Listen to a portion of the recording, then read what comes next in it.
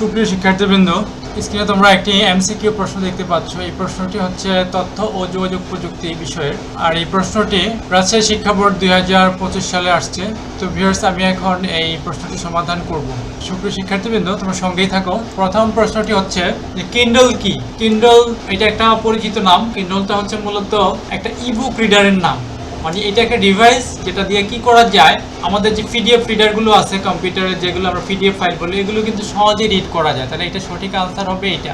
Programming এর সাহায্যে পরিচালিত হয় কি? প্রোগ্রামিং এর মাধ্যমে আসলে কি করা হয়, যে সফটওয়্যারের কাজ, এটা কিন্তু প্রোগ্রামিং। মুদ্রিত বই এগুলোও কিন্তু কি প্রোগ্রামিং এর মাধ্যমে করা হয়, এবং স্মার্টফোনের যে অ্যাপসগুলো, এগুলো সবগুলোই কিন্তু মূলত প্রোগ্রামিং। তিনটা, 1 2 3। তাহলে এটা সঠিক আনসার হবে যে এই যে এটা। আচ্ছা, তারপরে আমরা দেখি আকসা ইন্টারনেট থেকে একটি বই তার ট্যাবলেটে, মানে ছোট ট্যাবে কম্পিউটার ডাউনলোড করেছে। ওকে, যখন সে পড়তে চেষ্টা করে তখন দেখতে পায় যে তার ডিভাইসটি বই পড়ার জন্য উপযুক্ত নয়। এই ধরনের বই পড়ার জন্য বিশেষ ডিভাইস লাগবে। সেটা কি? এখানে লিখছে আকসা সম্ভবত কোন ধরনের বই ডাউনলোড করেছে। এটা পিডিএফ ফরম্যাটের, ইপাব, HTML, অনলাইন ইবুক। এটা মূলত অনলাইন থেকে আমরা যে ধরনের ফরম্যাটটা পাই বই খাতে, সেটা হচ্ছে যে পিডিএফ ফরম্যাট। আর এটার জন্য আমাদেরকে একটা ডিভাইস লাগবে, পিডিএফ রিডার। আচ্ছা, তারপরে আমরা দেখি উদ্দীপকে ডাউনলোডকৃত বইটি কোন ধরনের ডিভাইসে আচ্ছা পড়তে পারবে। কোন ধরনের ডিভাইসে? যে ধরনের ডিভাইসে রিডার আছে, ইবুক রিডার বা আমরা যেটা বলি যে কি পিডিএফ রিডার, সেটাতে পড়তে পারবে। এই যে সেটা হচ্ছে এটা হচ্ছে যে প্রথমে এই যে আইবুক রিডার। ওকে, ট্যাবলেট, স্মার্টফোন, কম্পিউটার, মূলত কি ধরনের ডিভাইস, যে ডিভাইসের কথা বলা হচ্ছে বর্তমানে ট্যাবলেট, স্মার্টফোন সবগুলিতে কিন্তু এই রিডারটা থাকে। তারপরে স্পেশালি এটাকে বলতে হচ্ছে কি আইবুক রিডার। বর্তমানে এগুলো কিন্তু সবগুলিতে থাকে, যে কম্পিউটার ভিতরেও এই রিডারগুলো থাকে। আদমশুমারি, ব্যাংক, বীমা ও আর্থিক প্রতিষ্ঠানের তথ্য ভান্ডার তৈরি করতে স্প্রেডশিটের যে, মানে আমরা যেই এক্সেলের কথা বলা হচ্ছে ডেটাবেস সংগ্রহ সফটওয়্যার সুবিধাজনক কেন? এটা একাধিক ফাইলের মধ্যে সহজে লিঙ্ক তৈরি করা যায়, এটা একটা বিষয়। আমাদের লিঙ্ক তৈরি করা যায়, শর্তযুক্ত ফাইল অনুসন্ধান করা যায়। এক্সেলেও কিন্তু করা যায়, কিন্তু এক্সেলেরটা একটু ক্রিটিক্যাল। প্রয়োজনীয় তথ্য নিয়ে রিপোর্ট করা যায়, এগুলি সবগুলোই কিন্তু করা যায় আমাদের কি ডেটাবেজের মাধ্যমে, যার ফলে এটা এটা এটা সঠিক উত্তর হবে কি ঘ।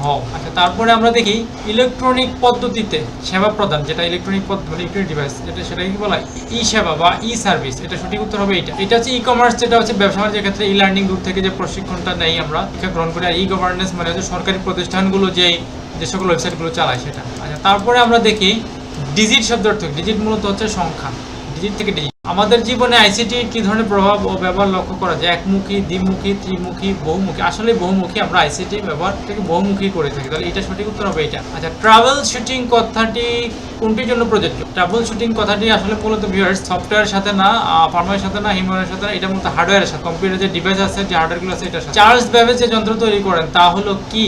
চার্লস ব্যাবেজ কি বেতার আবিষ্কার করেন? না। Difference engine, yes. এবং অ্যানালাইটিক ইঞ্জিন, এই দুটোই অ্যানালিটিক্যাল ইঞ্জিন, এই দুটো ইঞ্জিন কিন্তু সে কি চার্লস ব্যাবেজ তৈরি করেন। তাহলে এইটা সঠিক উত্তর হবে এখানে আমাদের গ ও ঘ।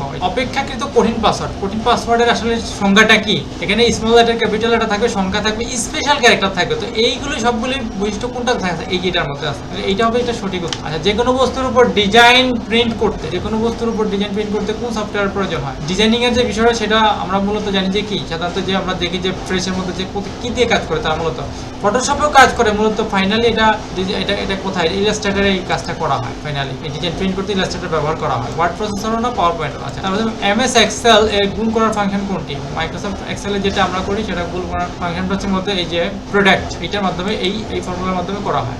ডকুমেন্টে টেবিল যোগ করতে হলে কোন ট্যাবে ব্যবহার করতে হবে? ভিউয়ার্স, ডকুমেন্ট মানে হচ্ছে বলতেছে ওয়ার্ড ডকুমেন্টের কথা বলা হচ্ছে। এইটা মূলত কোথায়? এটা মূলত ইনসার্ট অপশন। তো এটা একটু দেখাই দেই আমি এখান থেকে আমরা ওপেন করে। এই যে আমরা ইনসার্টে গেলাম, এই যে এখানে টেবিল। ভিউয়ার্স, তাহলে বুঝতে পারছেন যে এটা কোথায়? এটা ইনসার্ট অপশনে চলে যেতে হবে। আচ্ছা, তারপর দেখি ছবি সম্পাদনের ক্ষেত্রে কোন সফটওয়্যারটি অধিক কার্যকরী?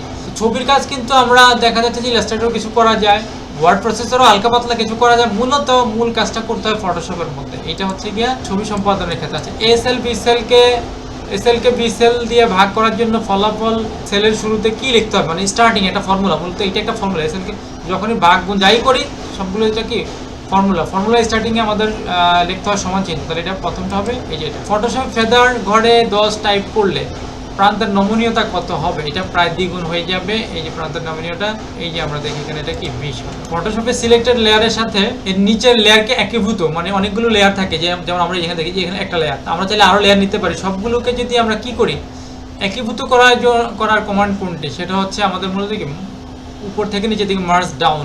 টাকা, ডলার, রুপি, এর ক্ষেত্রে ডেটা টাইপ কোনটা হবে? এটা মূলত টেক্সট, নাম্বার, কারেন্সি, এটা হচ্ছে মুদ্রা, এটি কারেন্সি। ডেটা বিন্যাস কয় ধরনের? একটা, এটা মূলত দুইটা, এটা বিন্যস্ত, একটা অবিন্যস্ত। কোনটি সামাজিক যোগাযোগ মাধ্যম নয়? টুইটার সামাজিক, ফেসবুক, দুইটা সামাজিক যোগাযোগ মাধ্যম। ইনস্টাগ্রাম মাধ্যম, গুগল না। গুগল প্লাস হইতো তাহলে ঠিক আছিল, তাহলে আমাদের এখানে কি কোনটি নয়? তাহলে সেটা হচ্ছে যে গুগল। এই গুগলটা দিয়ে কিন্তু কি এটা সামাজিক যোগাযোগ মাধ্যম না। আচ্ছা, বিপ সাউন্ডটা কোথায় দেয়? বিপ পিপ করে একটা সাউন্ড দেয়, বিপ। এটা কোথায়? এটা মাদারবোর্ডের মধ্যে এই সাউন্ডটা দেয় সাধারণত। এটা কিসের? এটা কি সিএমএস ব্যাটারি, সিপিইউ, রম, র্যাম। এটা মূলত র্যামের কারণে, র্যাম যদি আমরা সমস্যা হয় তখনই এই সাউন্ডটা দেয়। তো কম্পিউটারকে সচল ও গতিশীল রাখার জন্য কোন কাজটা করবে? ডিস্ক ক্লিন আপ করলেও কিন্তু কিছুটা গতিশীল সময় হয়, ডিফ্র্যাগমেন্ট করলেও কিছুটা গতিশীল গতি বাড়ে, সফটওয়্যার আনইনস্টল করলেও অনেক সময় গতি বাড়ে, কারণ হচ্ছে যে সেক্ষেত্রে স্পেসটা কমে যায়। মূল কাজটা করা হচ্ছে রেজিস্ট্রি ক্লিন আপ। এই রেজিস্ট্রি ক্লিন আপের মাধ্যমে কি হয়? আমাদের যত অপ্রয়োজনীয় ফাইলগুলো আছে এগুলো রিমুভ করা যায়। আচ্ছা, তারপর হচ্ছে ঠিকানা ডেটাবেস, যাদের বাড়ি ঢাকা জেলায় অবস্থিত তাদের তালিকা দেখার জন্য কোনটি ব্যবহার করবে? ঠিকানা ডেটাবেজে যাদের বাড়ি ঢাকা, ডেটাবেজে যদি আমরা ঢাকা জেলায় অবস্থিত তাদের তালিকা দেখতে চাই তাহলে কি করতে হবে? অনুসন্ধান তো অবশ্যই, সেটা এক্সেল হোক, ডেটাবেজের ভিতরে হোক। তবে মূলত এর কাজটা হচ্ছে কি শর্তযুক্ত অনুসন্ধান। যেহেতু অনেক জেলাই থাকবে, সেখান থেকে ঢাকা যদি বাইর করতে চাই তাহলে অবশ্যই শর্তযুক্ত অনুসন্ধান আছে। ভবিষ্যতে চাকরির জন্য যেসব দক্ষতার প্রয়োজন হবে, এর জন্য কি অফিস সফটওয়্যার সম্পর্কে জ্ঞান, হ্যাঁ এটা তো লাগবে। ইন্টারনেট ব্যবহার, ইমেলের ব্যবহার, তিনটাই লাগবে ভিউয়ার্স, একবারে মোস্ট ইম্পর্টেন্ট। তো সেক্ষেত্রে এটার উত্তরটা হবে কি আমাদের 1, 2 ও 3। তো ভিউয়ার্স, আশা করি তোমরা বুঝতে পারছো, এবং কোনো প্রশ্ন থাকলে অবশ্যই কমেন্ট সেকশনে জানাতে পারো। সঙ্গে থাকার জন্য অনেক অনেক ধন্যবাদ।